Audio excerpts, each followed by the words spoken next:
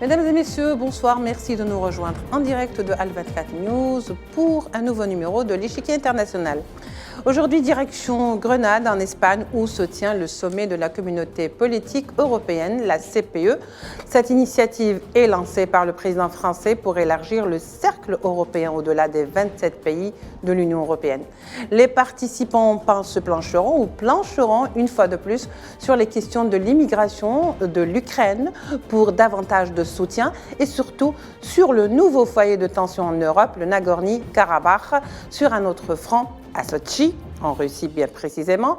Le président russe Vladimir Poutine assiste au forum de Valdai et répond à sa manière à l'Europe, affirmant que ce n'est pas son pays qui a commencé la guerre, à bon entendeur. Bref, l'Europe, semble-t-il, traverse des moments critiques dictés par la crise en Ukraine qui saigne ses budgets et pas que ceux consacrés à la défense. Le débat est lancé.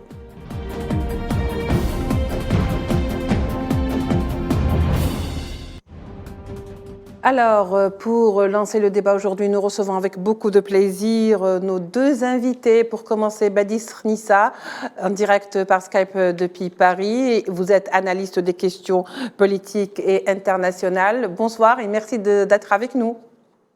Bonsoir, c'est un plaisir. Et bien sûr, nous aurons dans un petit moment Gamal Abina qui sera avec nous effectivement, toujours depuis Paris, dans un petit instant, qui se joindra. Gamal Abina est avec nous. Bonsoir. Bonsoir Gamal. Bonsoir. Bonsoir et bienvenue. Merci de nous rejoindre donc en direct pour l'Échiquier international. Messieurs, donc l'Europe se réunit aujourd'hui à Grenade pour discuter de plusieurs questions, dont 3 dossiers très importants: l'immigration clandestine, le Nagorno-Karabakh, le Haut-Karabakh et bien entendu la question de l'Ukraine qui défraie les chroniques.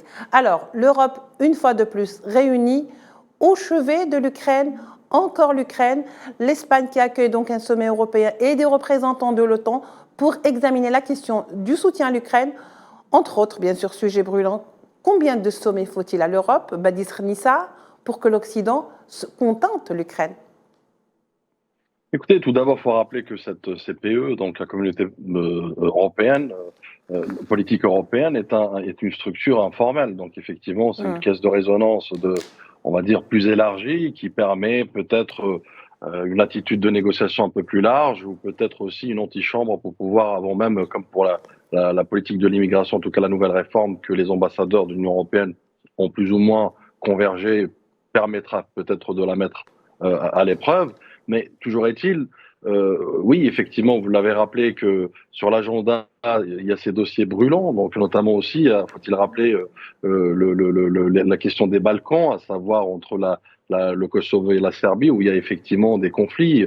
Les Balkans occidentaux, en l'occurrence, en règle générale, avec plus de 29 nationalités, quand on sait que c'est une région qui connaît justement des conflits qui ont pour origine justement ces divergences de nationalités. Donc, mais une chose est sûre, le thème, en tout cas, ou les objectifs de ce sommet étaient sur 3 axes, à savoir la résilience, beaucoup plus de prospérité, notamment de l'Union européenne, mais surtout aussi un axe beaucoup plus géostratégique pour faire de l'Union européenne un acteur beaucoup plus géopolitique, notamment en matière de médiation, puisqu'il s'est déjà proposé pour la question justement de l'Arménie et du Haut-Karabakh avec l'Azerbaïdjan. Me semble-t-il que aux dernières nouvelles, vraisemblablement, en tout cas, le président arménien a signé un accord, justement, en tout cas, sur la superficie qui engloberait peut-être le Haut-Karabakh. Reste à confirmer, c'est des sources que je reçois au fil de l'eau. Mais en tout cas, voilà, c'est que, pour résumer aujourd'hui, l'Union européenne est à l'épreuve d'elle-même, en tout cas de sa composante, puisqu'on parle de 27 États.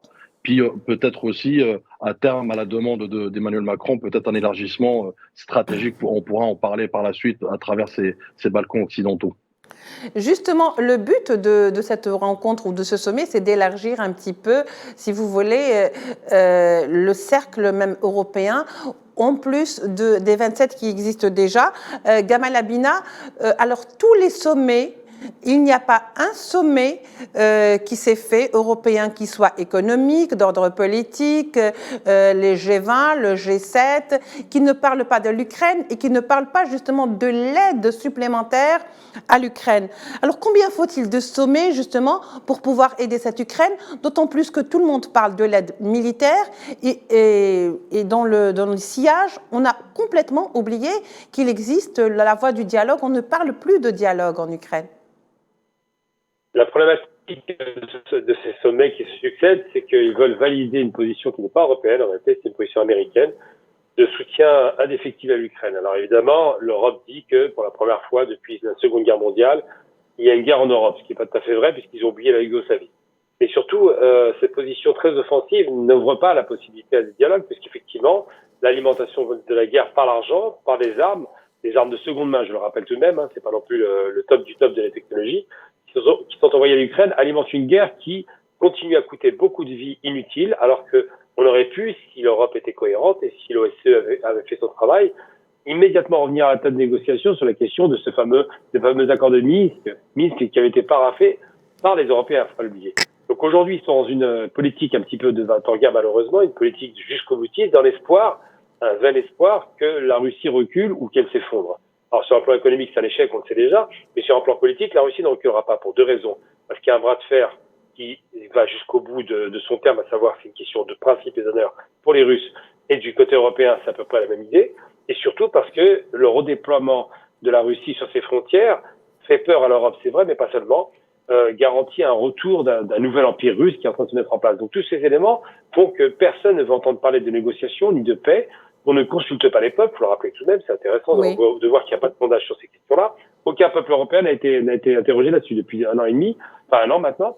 Et surtout, on se rend bien compte que le fait de faire durer la guerre pousse certains intérêts privés, je parle de l'industrie militaire particulièrement, à effectivement essayer de relancer la mécanique de la machine industrielle militaire qui a été grippée depuis 30 ans. Donc aujourd'hui, la question qui se pose, c'est est-ce que ce sommet supplémentaire, qui fait que valider finalement une position beaucoup plus, d'ailleurs, va-t-en-guerre maintenant que les États-Unis qui commencent à reculer sur ces questions, est-ce que ce sommet va aboutir à quelque chose? La réponse est simple, c'est non. Pourquoi? Parce que le 6 juin, enfin le 4 ou 6 juin, la contre-offensive ukrainienne a été un échec patent, et pour cause, on ne les a pas aidés réellement, il n'y avait pas l'aviation, il n'y avait pas les moyens de faire face à la Russie, et que de l'autre côté, le discours américain qui commence à changer, puisqu'il y a une peur de l'arrivée de Trump au pouvoir, fait que les Européens se trouvent finalement seuls face à la Russie, et seuls dans des conditions d'engagement qui étaient formelles au départ, et qui donnent le sentiment, pour ne pas lâcher Zelensky, que finalement, ils vont rester fermes sur les positions qui sont meubles. Justement, est-ce qu'on n'a pas l'impression quelque part que l'Union européenne, qui cherche un petit peu à élargir son cercle, cherche encore des appuis parce que s'entend venir justement certains pays qui voudraient un petit peu s'occuper de leur budget national plutôt que de toujours pomper cet argent pour l'Ukraine, Badis Nissa?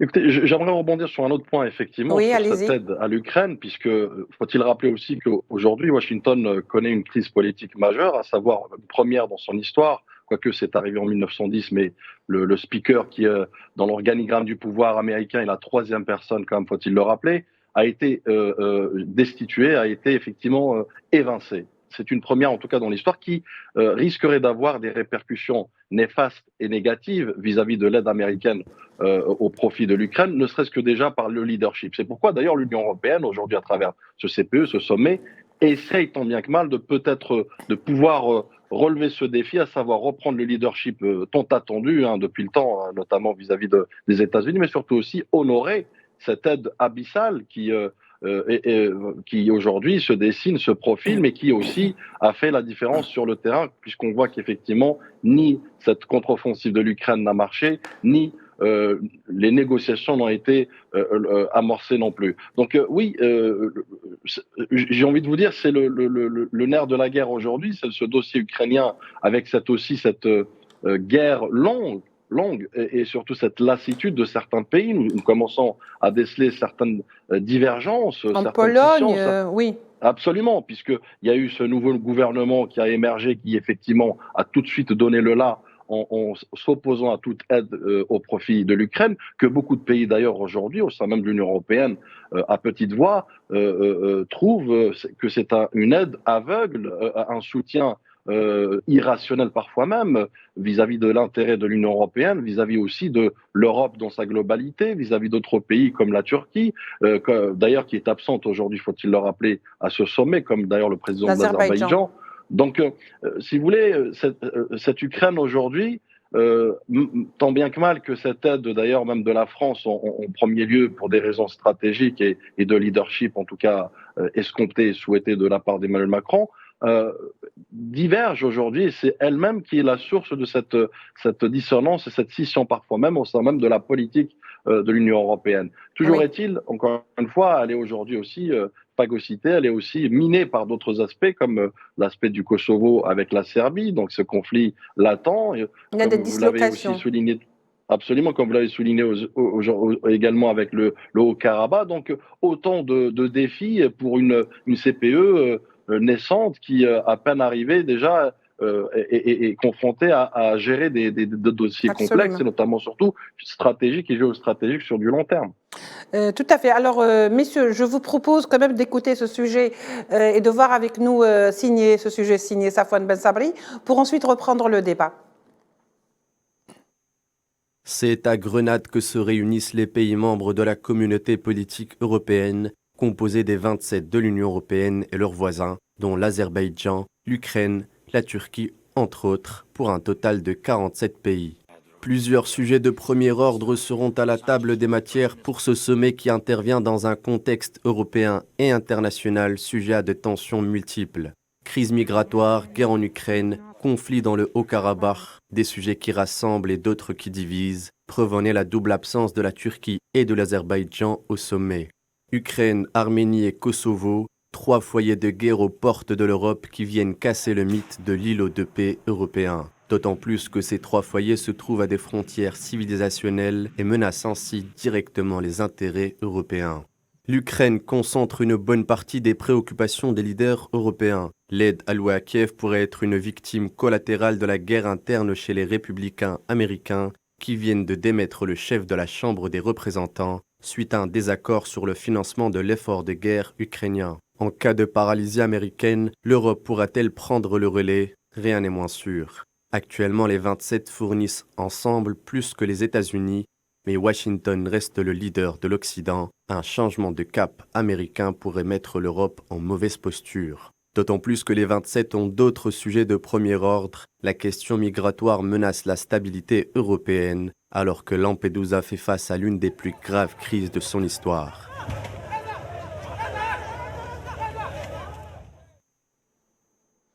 Gamal Abina, alors 3 dossiers quand même assez lourds, assez brûlants. La question de l'immigration qui n'a pas été résolue jusque-là, même si on veut un petit peu faire porter le chapeau ou le fardeau sur certains pays de la rive sud, à savoir donc la Tunisie. Il y a eu également le sommet de Malte, où il fallait régler cette question, mais qui n'a pas été réglée, puisque le plan qui a été proposé a trouvé forcément une objection et un refus de la part de Varsovie, et cela va de soi. Qu'en pensez-vous? Simplement, la question migratoire est une question qui est d'abord de refuge migratoire. C'est pas des immigrants, c'est pas des gens qui partent pour le plaisir, ils partent pour plusieurs motivations. La première, évidemment, c'est celle de la guerre. Des pays comme le Soudan ou d'autres pays sahéliens qui ont été confrontés à des mouvements djihadistes ou séparatistes. La seconde, c'est la question économique qu'on connaît parfaitement en Afrique, avec une dérive de certains États qui sont quasiment en faillite. Et puis la troisième, c'est la nouvelle question qui est de plus en plus posée avec acuité, la question effectivement des réfugiés climatiques, parce que les zones sahéliennes deviennent de plus en plus désertiques et que les gens se disent qu'il vaut mieux migrer, comme ça a toujours été le cas dans l'humanité d'ailleurs, plutôt que de rester dans les terres qui sont impossibles dans lesquelles on ne peut pas survivre parce qu'il n'y a pas les conditions réunies.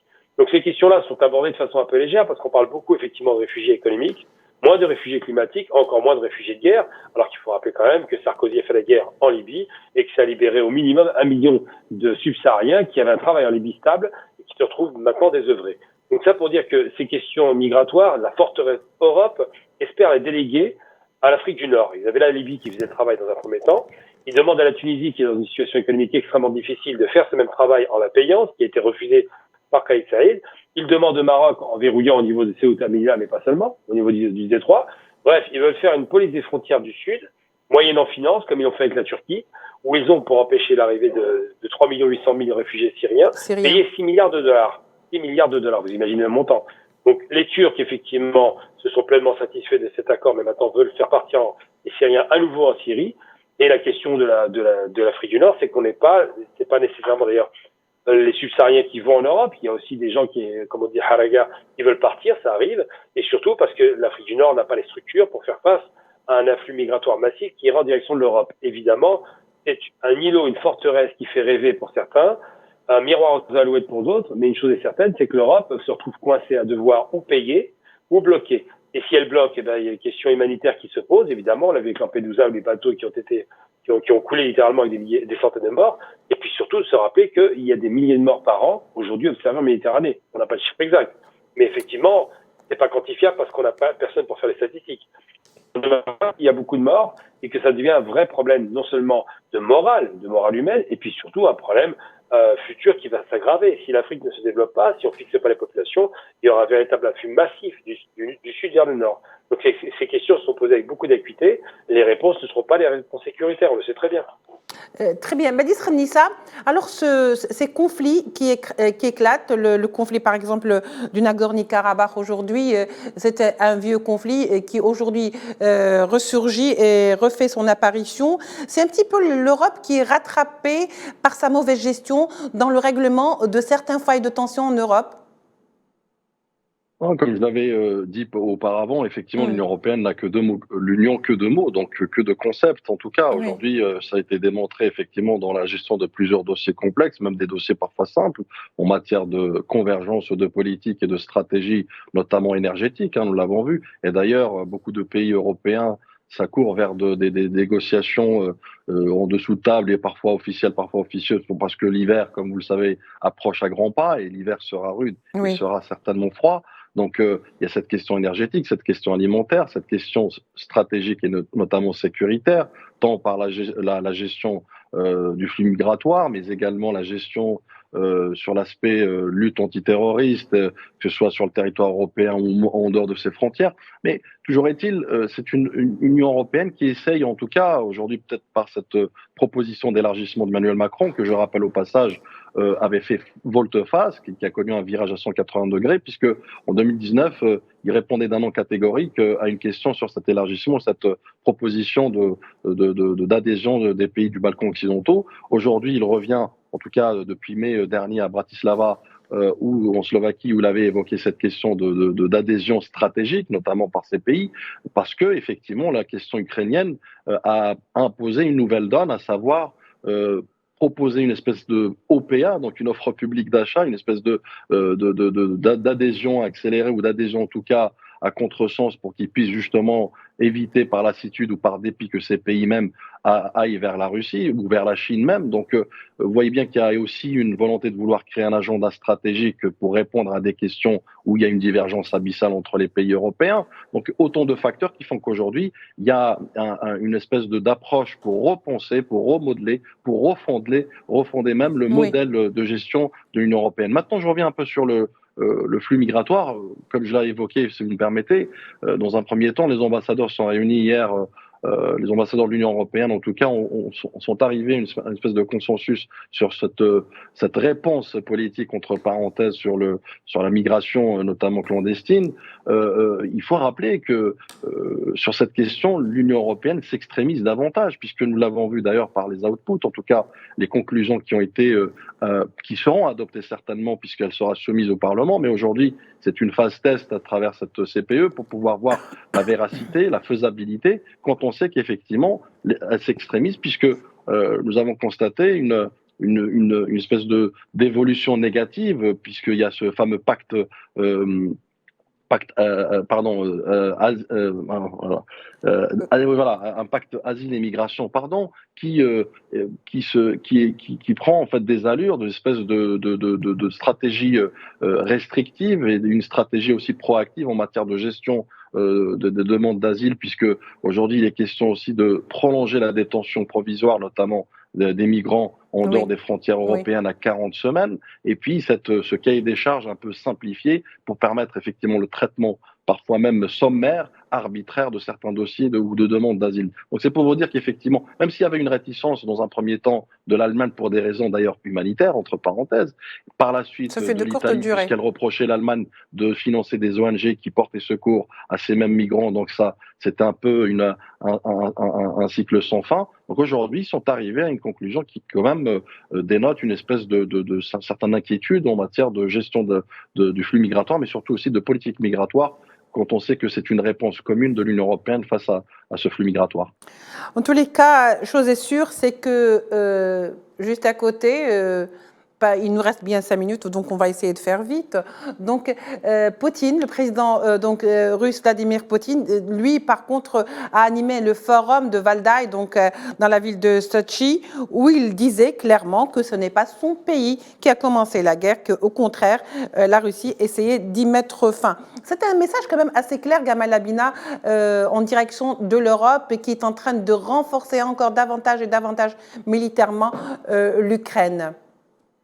C'est un message de paix, quelque part. Oui, je ne sais pas si c'est un message de paix, mais il explique simplement qu'il n'était pas dans une démarche de carrière au démarrage.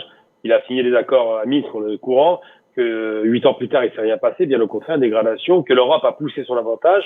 Elle voulait faire entrer l'Ukraine dans l'OTAN, elle voulait faire entrer l'Ukraine dans l'Europe, enfin tout un tas de poussées à l'Est qui ont dérangé les Russes, et ça se comprend. Mais moi, j'ai envie de dire simplement, c'est que l'Europe, il ne faut jamais l'oublier, c'est important et c'est fondamental, c'est fondé sur un pacte qui est ça, c'est le pacte économique pour empêcher les guerres. Le charbon et l'acier pour empêcher qu'à nouveau un bain de sang, 60 millions de morts quand même, redémarre. Et que le rêve européen, c'était d'intégrer tous les pays de l'Est pour être aux frontières de la Russie sans intégrer la Russie. C'est une chose importante, alors que les Russes étaient prêts à rentrer en Europe, il ne faut jamais l'oublier ça. Jusqu'en 2007, les Russes étaient totalement ni opposés à l'OTAN ni à l'Europe. Hein. C'est une chose importante qu'il faut rappeler. Oui. Eh bien, il n'en demeure pas moins qu'aujourd'hui, eh bien, on a, à force d'insulter l'ours russe, on a fini par le radicaliser et il a fini par intervenir. C'était attendu et tout le monde le savait. Ça sert les intérêts de certains, ça dessert d'autres, mais il n'en demeure pas moins que l'Europe, effectivement, cette espèce de forteresse comme ça, riche, qui a voulu bâtir sa sécurité sur l'économie, se trouve coincée aujourd'hui parce que, je prends un exemple tout simple pour parler des flux migratoires, si 1% de l'Afrique se déplace en Europe, ça ferait 14 millions, de personnes qui iraient massivement vers l'Europe. Comment voulez-vous arrêter cela? Le seul moyen, c'est effectivement une stratégie de paix et une stratégie, évidemment, d'investissement économique qu'ils ont fait entre Européens et qu'ils devront envisager pour l'Afrique et aussi pour les pays de l'Est, la collaboration avec la Russie, la Grande Russie et tous les pays de la région pour sortir de ce cercle vicieux qui est un cercle de confrontation économique, politique et militaire. Aujourd'hui, l'Europe s'inscrit dans du militaire, la Russie est prête à négocier si quelqu'un veut bien la négociation, mais ce n'est pas le cas aujourd'hui, malheureusement. Oui. Juste pour conclure, Badis Nissa, est-ce qu'on peut dire que ce sommet européen apportera une valeur ajoutée? Est-ce qu'il y a un apport attendu? Je ne pense pas, puisque encore une fois, c'est du bis repetita, et puis surtout que les fondations elles-mêmes sont restées les mêmes, identiques en tout cas dans l'approche et dans la stratégie globale. Il faut revenir à un agenda stratégique inclusif, mais en dehors justement de cette stigmatisation de certains pays, comme la Russie notamment, crier au loup tout le temps, finalement on finit par ne plus y croire, mais aussi parce que il faut rappeler que l'Union européenne aujourd'hui, je dirais, elle est dans une espèce de stratégie antinomique, à savoir, d'un côté, elle prône la paix et les règlements pacifiques des conflits, mais en même temps, elle alimente justement ces mêmes guerres par l'armement, par le soutien, notamment pour l'Ukraine, mais aussi récemment avec l'Arménie et la France. Donc, il faut dire qu'il y a aussi cette problématique qui saute aux yeux et qui aujourd'hui pour laquelle personne n'est dupe, en tout cas ces pays, ces mêmes pays qui sont plus, je dirais, à même d'aller vers justement cette Russie qui, je rappelle, Poutine avait déclaré aujourd'hui, au même titre que justement par rapport à cette fameuse déclaration sur l'Ukraine qui lui reste une semaine à vivre si elle n'avait pas justement ce soutien